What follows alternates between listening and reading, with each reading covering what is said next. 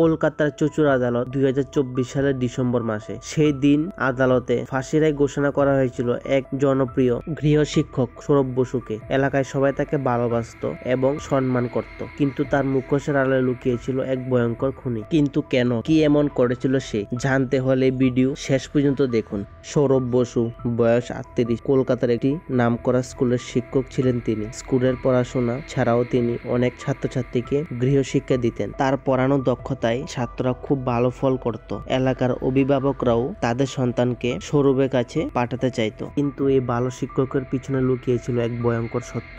2023 সালে সেই গ্রামের এলাকা থেকে একের পর এক কিশোর নিখোঁজ হতে শুরু করে। প্রথমে সবাই ভেবেছিল হয়তো বাড়ি থেকে পালিয়েছে, কিন্তু কয়েক মাস পর সেই কিশোরদের মৃতদেহ পাওয়া গেল শহরের বিভিন্ন নালায়। তারপর পুলিশ তদন্ত শুরু করলো, কিন্তু খুনি ছিল এতটাই ধূর্ত যে পুলিশ তার নাগাল পাচ্ছিল না। তারপর একদিন রাতে কয়েকটি কিশোর নিখোঁজ হওয়ার পর পুলিশ সিসিটিভি ফুটেজ চেক করে দেখেন যে গলিতে কয়েকজন কিশোর নিখোঁজ হয়েছিল সেই গলিতে সৌরভ বসু মানে শিক্ষক মশাই হাতে একটা ব্যাগ নিয়ে সেই গলির দিকে যাচ্ছেন। কিন্তু পুলিশ তখনও বিশ্বাস করতে পারছিল না যে এত ভালো মানুষটাও খুনি হতে পারে। কিন্তু পুলিশ যখন সৌরভকে আটক করে তখন বেরিয়ে আসে ভয়ঙ্কর সব সত্যি ঘটনা। তারপর পুলিশ সৌরভ বসুকে আটক করে। তার 48 ঘন্টার জিজ্ঞাসাবাদের পর যা জানা গেল তা শুনে পুলিশের শরীর কেঁপে উঠল।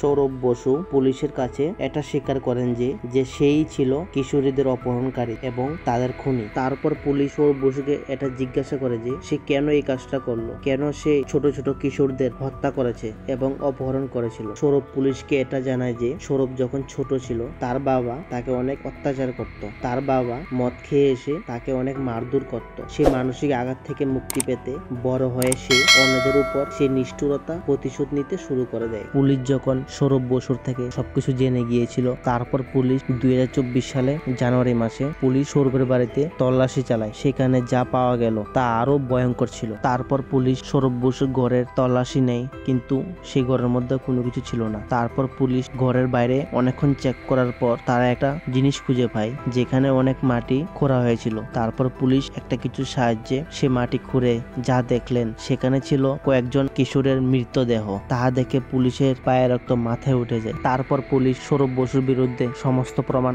আদালতে জমা দেয়। আদালত 2024 সালের ডিসেম্বর মাসে সৌরভ বসুকে ফাঁসির সাজা শোনানো হয়। সেই দিন আদালতের বাইরে ছিল আনন্দ আর কান্নার মিশ্রণ। একদিকে পরিবারগুলো খুশি যে ন্যায় বিচার হয়েছে, আর অন্যদিকে সবাই শিউরে উঠেছিল যে সেই ভয়ঙ্কর সত্যের কথা ভেবে।